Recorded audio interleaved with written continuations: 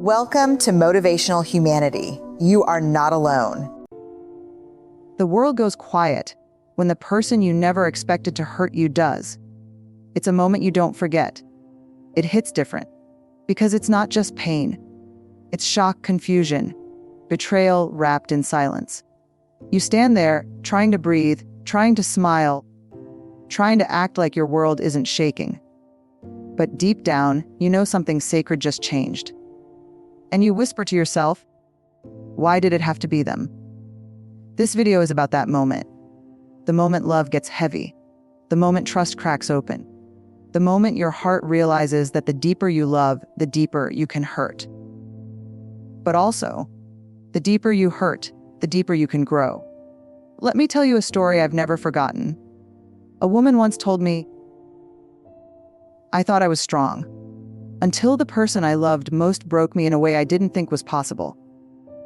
She said it happened in the most ordinary moment, a Tuesday. And don't we all have a painful Tuesday in our story? They were sitting at the table, coffee cooling, bills scattered across the surface.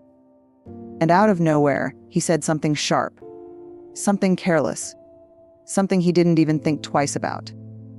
But it sliced right through her. He moved on with his day like nothing happened. But she stayed frozen in that moment, fighting tears, swallowing her hurt, telling herself, it's not a big deal, but it was. Because it wasn't the words, it was who they came from. She told me she spent the rest of the day walking around like she was wearing an invisible bruise. Every smile felt fake. Every breath felt heavy. And when she finally got quiet with herself that night, she whispered, why does it hurt so much? We've all been there. Maybe it was a partner. Maybe a parent. Maybe a friend you trusted with the softest parts of your heart. And they touched those soft places with hands that weren't gentle. The pain didn't come from the insult, or the silence, or the indifference. It came from the fact that you loved them, you let them in, you gave them a seat at your emotional table, and they knocked something over. That woman healed, by the way. But not because the person apologized, not because time magically fixed it. She healed when she finally said, my pain matters. That's where healing always begins. Here's the real problem so many people face in real life. We expect love to always feel warm. We expect the people closest to us to always understand us. We expect connection to be smooth and consistent and easy. But love is not pain-proof. Connection is not conflict-free. And the people with the most access to our hearts also have the most access to our wounds. There's another layer to this. Many of us grew up learning to excuse our pain. We learned to say, it's fine. We learned to laugh it off. We learned to be the strong one, the stable one, the one who absorbs everything quietly. We learned that speaking up is too much, too sensitive, or dramatic. So instead of expressing the hurt when it happens, we bury it. We hide it behind chores, behind work, behind smiling selfies, behind being the dependable friend. But buried pain doesn't disappear. It grows roots. It grows walls. It grows distance. And sometimes the people who hurt us don't even know they did. Not because they're cruel, but because emotional awareness is not something most people are taught. Most people are walking around with their own wounds, trying to look functional while carrying stories they never told. This is why the deepest hurt happens in close relationships. Because we're vulnerable there. Because we take off the armor. Because we expect safety sometimes without explaining what safety actually means for us. And because silence can feel safer than saying, that hurt me. There comes a moment when you finally understand something big. Something that shifts the way you see every relationship in your life. The pain you feel from someone you love is not proof that you chose the wrong person. It's proof that your heart has the capacity for real connection. Only people you let close can reach those deep places inside you. Only people you trust can touch the parts of you that you normally protect. That's the big lesson here. Vulnerability is not weakness. It's the birthplace of love, intimacy, and sometimes heartbreak. But the heartbreak doesn't cancel the value of that vulnerability. It just teaches you how to hold it with more wisdom. Out of that one truth, more truths begin revealing themselves in quiet ways. One of them is the realization that most people hurt others not out of intention, but out of unspoken fear. Fear of not being enough, fear of losing connection, fear of saying the wrong thing, fear of facing their own emotional mess. Sometimes people hurt you because they're drowning inside their own story, and your relationship becomes the closest shoreline to grab onto. It doesn't excuse the pain, but it helps you understand that the wound wasn't created because you were unlovable. It was created because they were overwhelmed by something they didn't know how to handle. Then there's the truth about boundaries. You learn that love without boundaries becomes self-abandonment. You learn that caring for someone deeply doesn't mean shrinking yourself to keep the peace.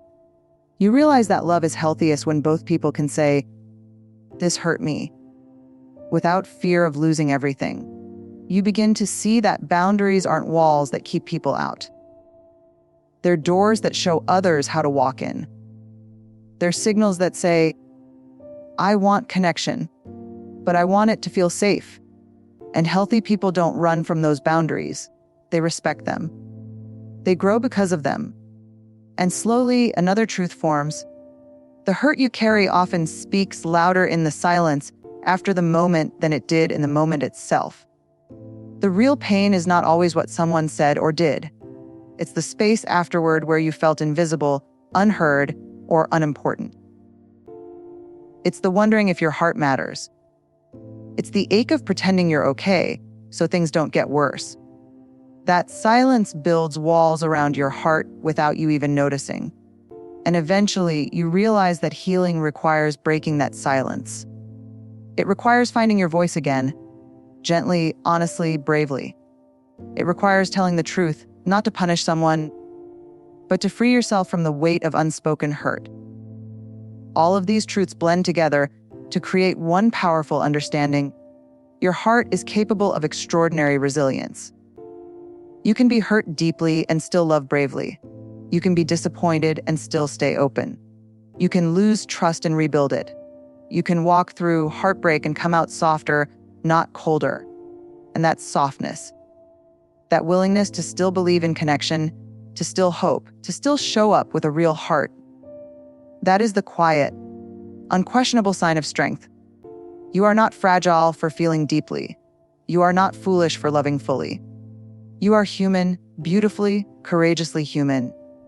And every lesson you learn from hurt only makes your love wiser, your boundaries clearer, and your heart more powerful than it has ever been.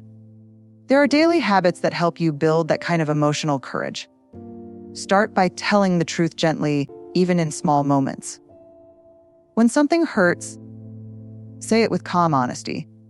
When something feels off, acknowledge it to yourself first. When you feel disconnected, reach for clarity before assuming the worst. Practice naming your emotions out loud, not scrolling past them, not numbing them with business or perfection or productivity. Just naming them. I feel disappointed. I feel lonely. I feel dismissed. I feel unappreciated. Naming emotion brings it out of the shadows. Make space for quiet self-check-ins daily. Ask yourself, where am I hurting today? Not because you want to stay in the pain, but because unacknowledged pain controls you more than spoken pain ever will. Surround yourself with emotionally safe people. The ones who don't make you feel guilty for having needs. People who listen. People who apologize. People who try. You don't need perfect people. Just people who care enough to repair the moments that break. Also, practice the courage to pause before reacting. Most hurt is amplified when we respond from fear, not clarity. A pause can save a relationship, but silence, the heavy kind, can destroy it. And if someone consistently hurts you, pay attention. Repetition is communication. Patterns are truth. Healing is about noticing what's real, not what you wish could be real. Let's rise into something powerful for a moment. You are not broken because someone hurt you. You are not unlovable because someone failed to see your heart clearly. You are not too emotional. You are not too sensitive. You are not asking for too much. When all you ever wanted was respect, care, and honesty, you are a human being with emotional depth. And emotional depth is a strength. Not everyone has it. It takes courage to love, courage to stay open, courage to keep your heart soft in a world that keeps handing out reasons to go numb. But listen closely. Your softness is not the problem. Your silence is.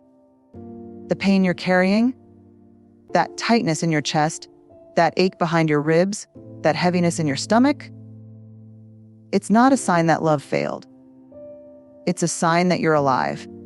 It's a sign that you care. It's a sign that your heart is willing to keep trying, even after being bruised. And that makes you extraordinary. You don't heal by closing. You heal by choosing better closeness. You heal by loving with boundaries. You heal by grieving what hurt and growing into what's next. You heal by remembering that you are worthy of the kind of love that doesn't make you shrink. And you are capable of that kind of love for yourself and for others. Let me leave you with something cinematic. Picture this you standing in front of a mirror, not the rushed morning glance, a real look, a soft one. You see the version of you who survived every heartbreak you thought would break you. You see the version of you who kept going even when your voice shook. You see the version of you who still believes in connection, even with a heart that's been cracked open more than once.